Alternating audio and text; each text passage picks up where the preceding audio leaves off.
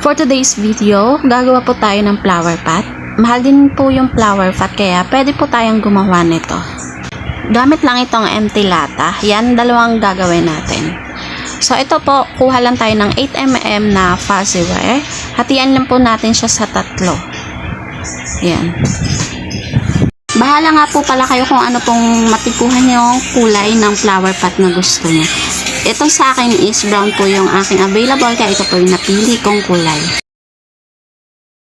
Pagkatapos po natin mahati po sa 3 yung lahat, ayan, ilagay po natin yung mga nagupit natin dito sa lata hanggang sa mapuno po yan.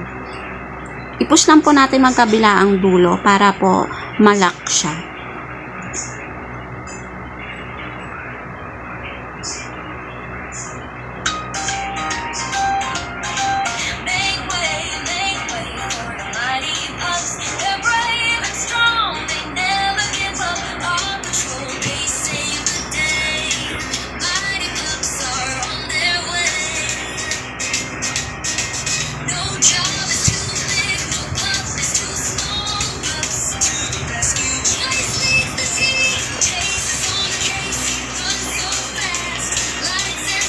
Ayan, tapos na yung ating flower pot. Lalagyan na lang po natin siya ng cover sa ilalim, magkabilaan po yan.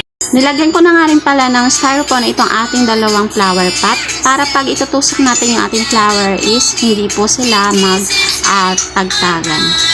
Pwede rin po yung buo ang ilagay nyo. Ito lang kasi yung tira-tira kong styrofoam kaya yan lang po yung inilagay ko.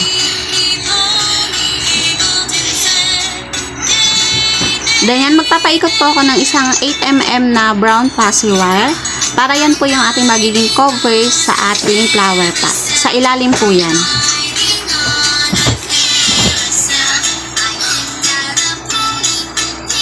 Ayan, pagtapos pa ikutin is i-stretch lang po natin yan. Then gagawa pa ako ng isa para dalawa po kasi ang ating mako-consume na fuzzy wire dyan sa ating ilalim.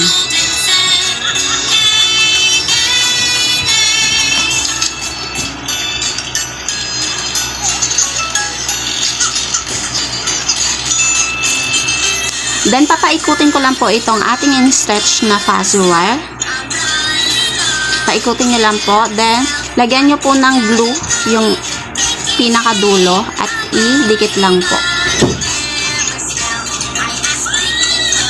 Lagyan din natin ng glue itong ilalim ng ating flower pot. Tapos idikit po natin yung ating pinaikot na fuzzy wire kanina. Then pagkatapos po is lagyan natin ng glue yung mga natirang walang fuzzy wire at lagyan natin yung bakante.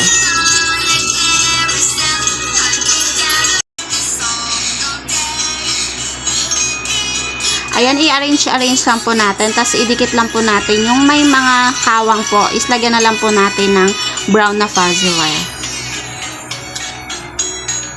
Ingat lang po sa paglagay ng glue kasi mainit po talaga yan. Yan po yung ano talaga dyan, yung mahirap, yung paglagay ng glue. Kasi nakakapaso minsan. Kaya, ingat-ingat po tayo mga ano. Ayan, sa pangalawang flower pot na tayo, lagay na lang uli natin. Ayan, hindi na nga nakita sa camera. Ayan, gumawa na rin tayo pala nitong green fuzzy wire. Pinaikot natin yan at in-stretch na din. Dito po yan sa pinakalabas na, sa taas na po yan. Lagayan ng flower. Ayan, same ano lang din po, same process. Lalagyan lang din po ng glue. Then, i-provide po yung mga walang laman na fuzzy wire. Yan. Ayan. Okay na yung ating fuzzy wire. Ay, okay na yung ating okay na yung ating flower pot pala. Yan. Ito namang isa. Lagyan din natin ng glue. Paikutin lang uli natin. Tapos, para maidikit lang natin. Tapos, yung tira na is tapal-tapalan na lang natin ng green na fuzzy wire.